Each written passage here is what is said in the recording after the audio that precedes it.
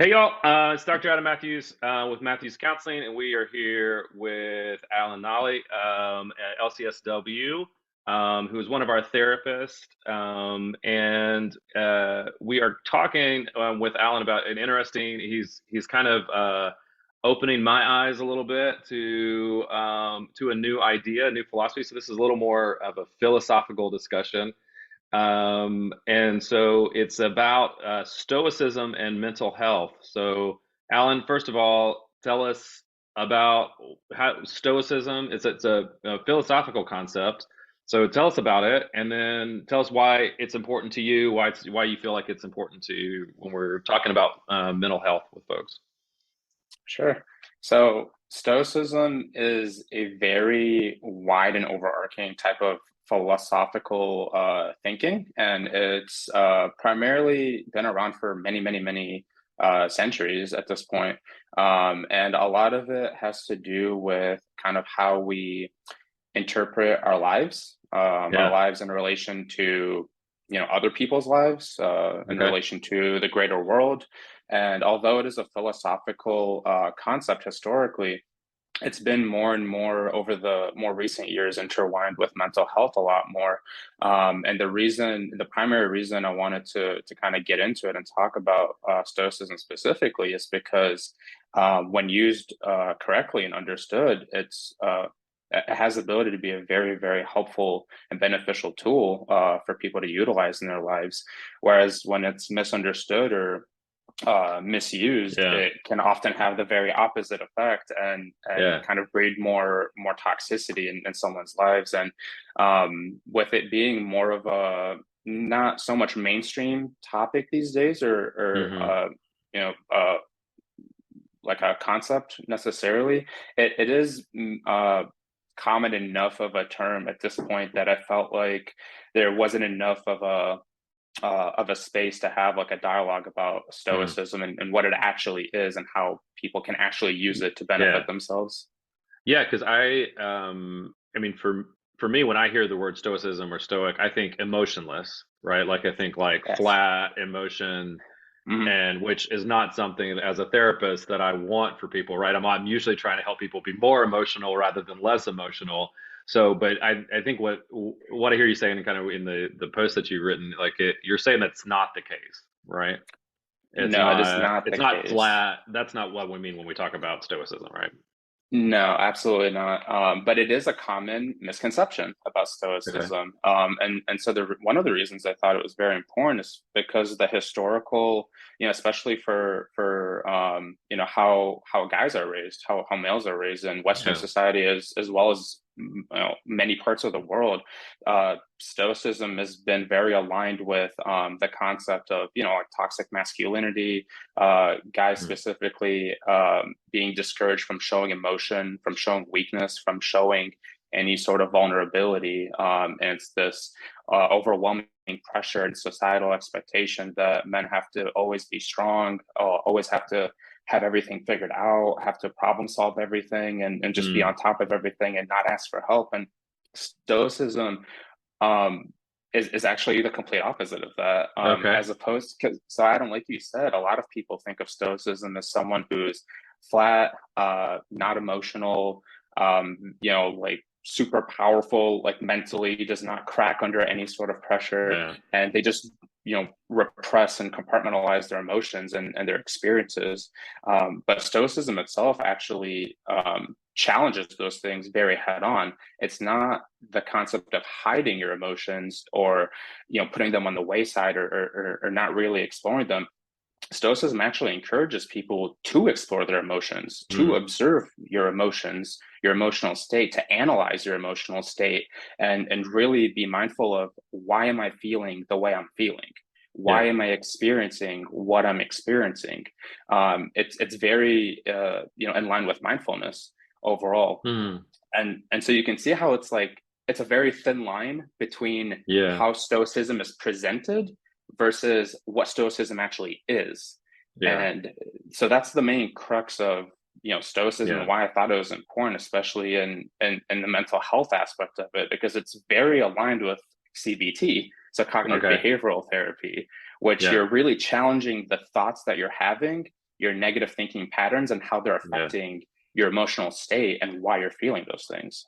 Yeah, it also sounds too to me like it sounds like you're also describing raising an awareness of what's going on with you as well, which is what mindfulness is in its basic form, right? But it being aware, like and primarily aware of of the thoughts that you're thinking, right? And to being able Mhm. to like put more intention into your thoughts and into your thinking as well. Absolutely. Do you feel like that's an accurate representation? Yes, the key word is intention. So being Mm, intentional in what you're doing, the decisions that you're making, really challenging yourself to be present in hmm where you are, not thinking too far ahead, not thinking too far back, but really just soaking in where you are in the present moment, the present experience. And it's really it's also trying to influence those small decisions that we make each and mm, every day that add up cumulatively over the day, over the weeks, over the years. Simple decisions like, what time do I want to wake up in the morning? What do I want to do for myself? How do I invest in mm, myself? Stoicism is very much, in the focus of how do I get myself to where I want to be, mm. little by little, slowly, gradually, every day, doing Yeah. those little things, those small decisions that get you to where you truly want to be in life, as opposed to, just having everything be kind of overwhelming, Yeah. and that sense of lacking control. Stoicism really tries to Yeah. challenge that lack of control and makes you think, well, what can I control? What can Yeah. I do? What are those small things I can change to get Yeah. the ball rolling so I can get to the bigger picture of where I want to be? Yeah, I like that idea of control because that is where I think I align a lot with Stoicism of this idea. I talk to my clients a lot about like there are so many and I remind myself too, like there's so many things that I can't control, right? Mhm. That I think I can control. When I think I can control these massive things that are happening in my life that are actually influenced by tons of other things, it gets me way off because then I'm trying to control the uncontrollable, which is, on its head ridiculous.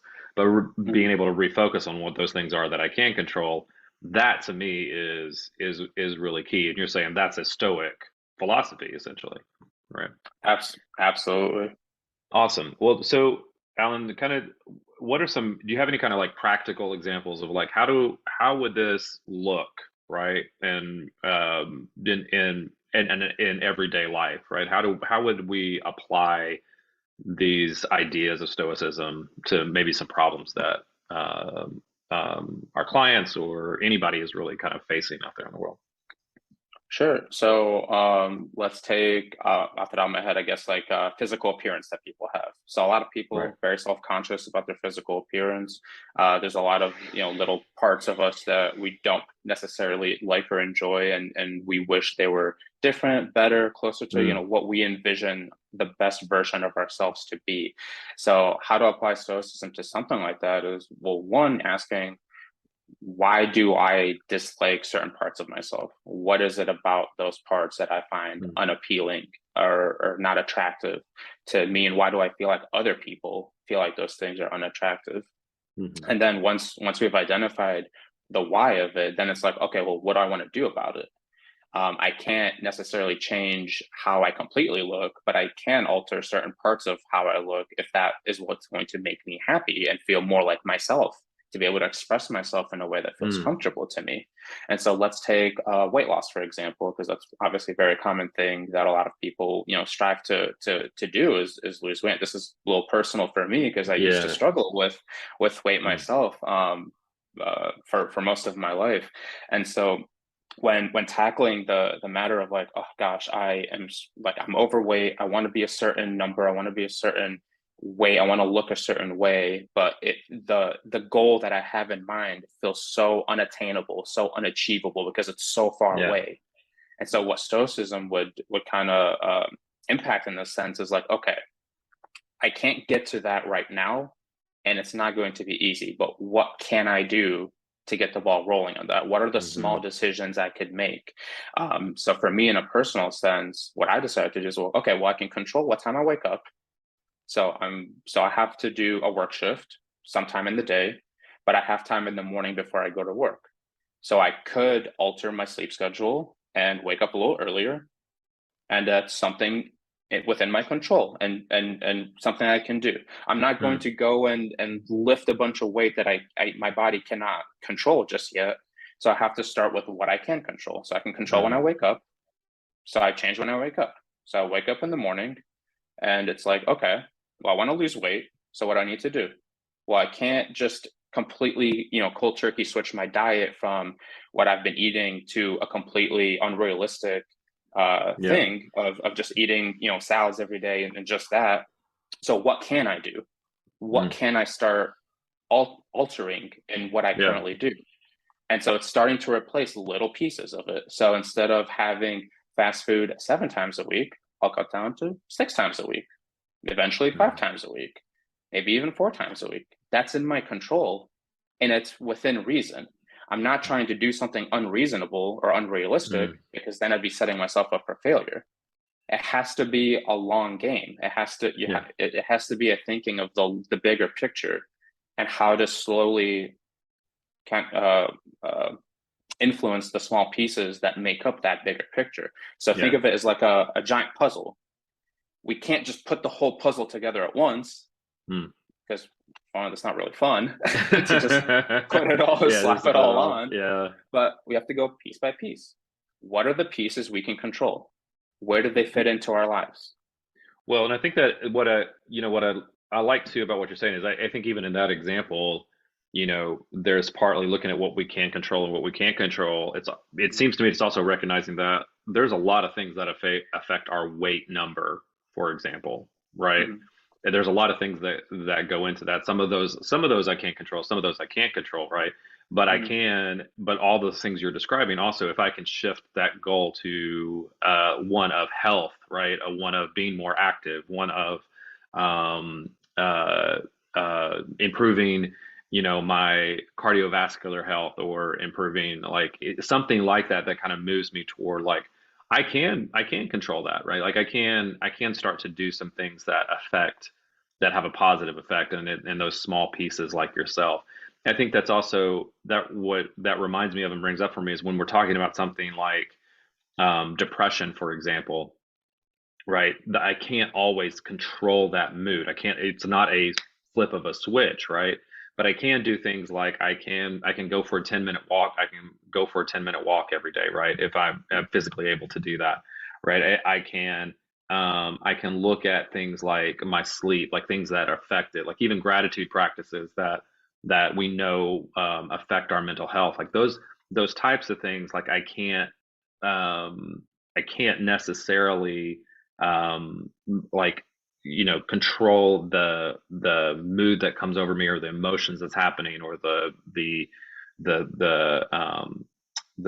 neurotransmitters that get released in my brain. But what I can do is give myself the best opportunity to be able to move in a positive direction there.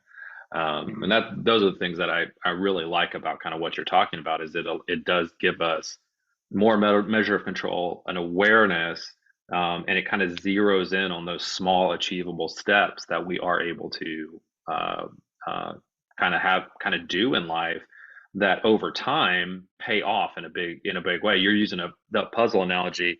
I would use the analogy of how learning how to play an instrument or learning any kind of skill is that the more well I'll use one that I'm doing right now of like that I finally decided is I'm trying to learn Italian, right? And so I've wanted to learn Italian for decades, and I finally paid for the pro version of Duolingo, right? And it's like 15 minutes a day, right? I'm like, and what happened was I recognized if I had done those 15 minutes a day for the last 2 decades, right? I'd be 20 years in to learning Mm-hmm. Italian, right? And so like it's those kind of things that I think it allows us to kind of really move forward and over time, right? It's going to build on itself. The more that we're able to do that. Mm-hmm. Well, Alan, first of all, thanks for introducing Stoicism to me, right? And introducing that just a different kind of discussion because I don't know that we talk often enough about kind of the philosophies behind our work and kind of how that kind of really dictates kind of how we move in therapy, but also then how looking at our philosophies and our key foundations for how we think and how we kind of look at change can be really helpful. Any last things you would just say on this topic? Any kind of thing you just emphasize or you think is really important to note? I'd say the most important part of this is to understand that something like Stoicism, being that it is a philosophy, it's about the day to day, those Yeah, decisions that we make day to day. Happiness isn't something that we get or chase after or pursue.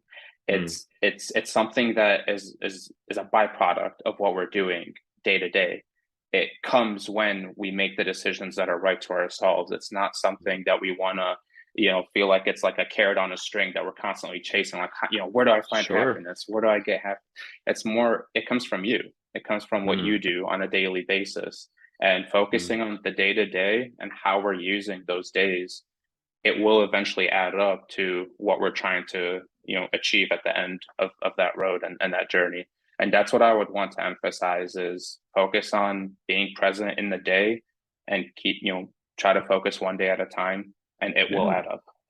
That's awesome. Well, Alan, thanks for that. I appreciate it. And if you want to know more about Stoicism and mental health, you can read Alan's blog post that's up now, and will be linked in the comments.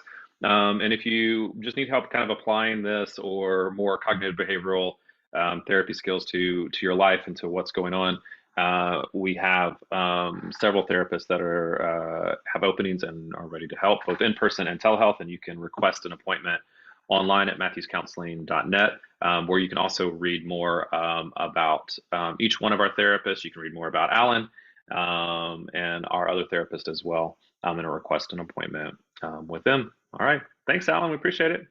Thank you so much.